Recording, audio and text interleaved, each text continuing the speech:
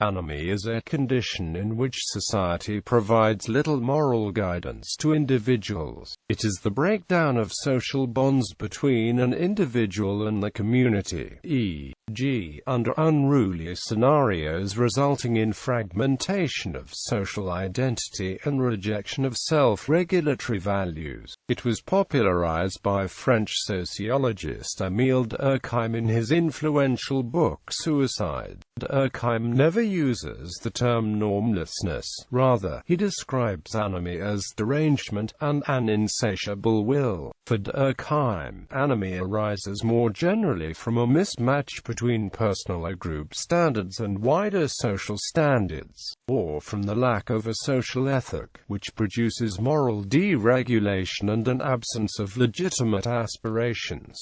This is a nurtured condition. Most sociologists associate the term with Durkheim, who used the concept to speak of the ways in which an individual's actions are matched, or integrated, with a system of social norms and practices. Anomie is a mismatch, not simply the absence of norms. Thus, a society with too much rigidity and little individual discretion could also produce a kind of anomie.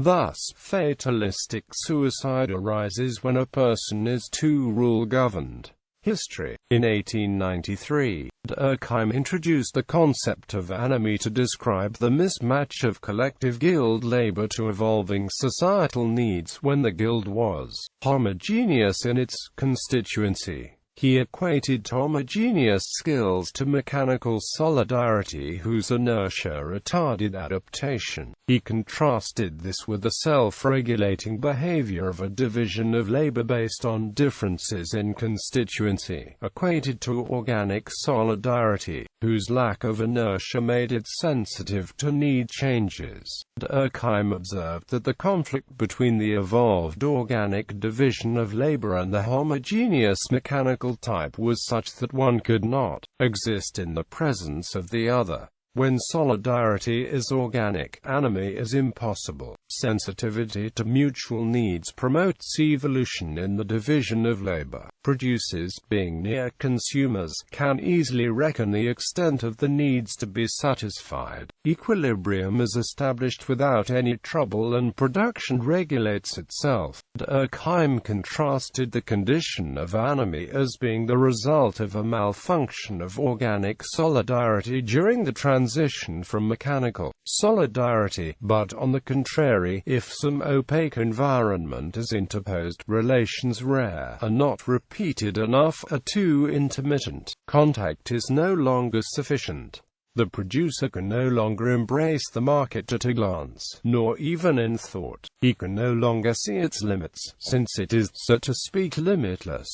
Accordingly, production becomes unbridled and unregulated. Durkheim's use of the term anomie was about a phenomenon of industrialization, mass regimentation that could not adapt due to its own inertia, its resistance to change, which causes disruptive cycles of collective behavior, e.g., economics, due to the necessity of a prolonged build-up of sufficient force and momentum to overcome the inertia. Later in 1897, in his studies of suicide, Durkheim associated anomie to the influence of a lack of norms, and norms that were too rigid. But such normlessness or norm rigidity was a symptom of anomie, caused by the lack of differential adaptation that would enable norms to evolve naturally due to self-regulation, either to develop norms where none existed or to change norms that had become rigid and obsolete.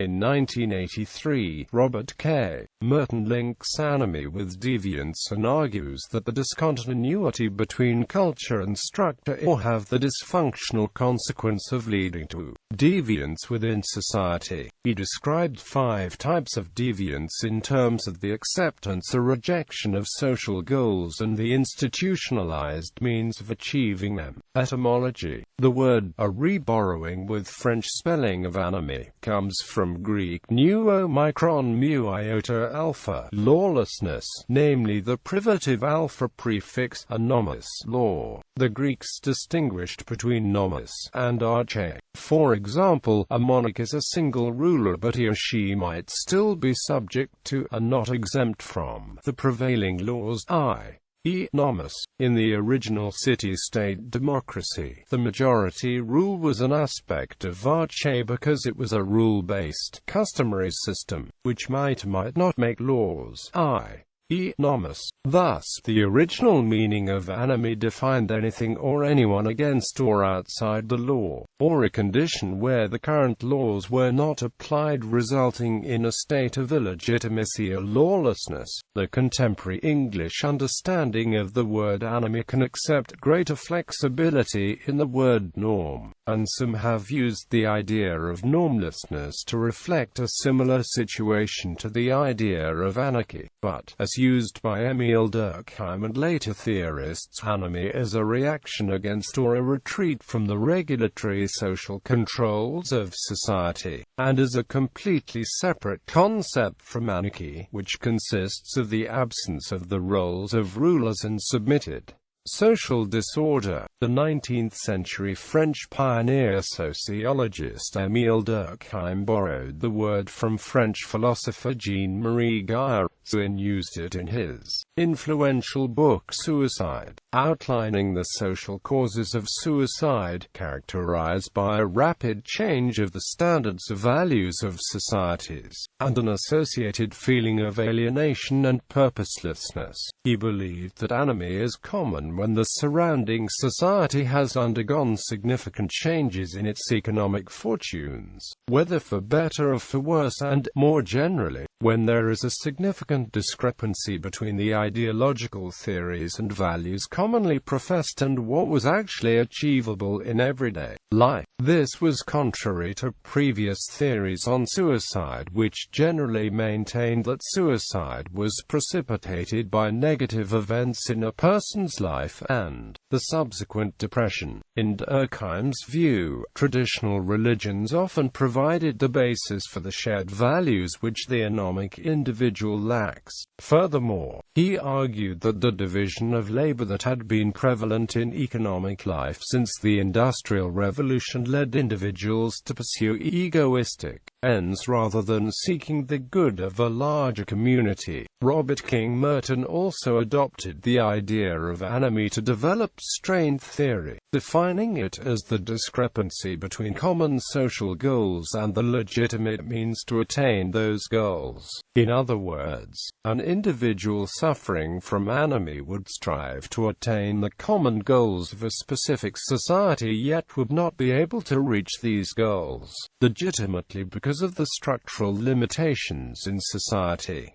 As a result, the individual would exhibit deviant behavior. Friedrich Hayek notably uses the word anomie with this meaning. According to one academic survey, psychometric testing confirmed a link between anomie and academic dishonesty among university students, suggesting that universities needed to foster codes of ethics among students in order to curb it. In another study, anomie was seen as a push factor in tourism. As an older variant, the Webster 1913 dictionary reports use of the word anomie as meaning disregard or violation of the law, but anomie as a social disorder is not to be confused with anarchy. Proponents of anarchism claim that anarchy does not necessarily lead to anomie, and that hierarchical command actually increases lawlessness. Some anarcho-primitivists like Ted Kaczynski argue that complex societies, particularly industrial and post-industrial societies, directly cause conditions such as anomie by depriving the individual of self-determination and a relatively small reference group to relate to, such as the band, clan, or tribe. Bibliography. Durkheim, Emile. The Division of Labor in Society. Reali nomara, suicidio, diritto e anomia, immagine della morte volontaria nella civiltà occidentale, Edizioni Scientifiche Italiane, Napoli, 1987. Reali nomara, Geschichte und aktuelle Problematik des Anomie-Begriffs, Zeitschrift für Psychologie, She 1, 1989, 67-80. Marco Uru, The Ethics of Anomie, Jean-Marie Gauss and Emile Durkheim, British Journal of Sociology, Volume 34, No. 4, pp. 499-518. Reba, Jordi. L'amiral anomique de Jean-Marie Gauss, Harmatin.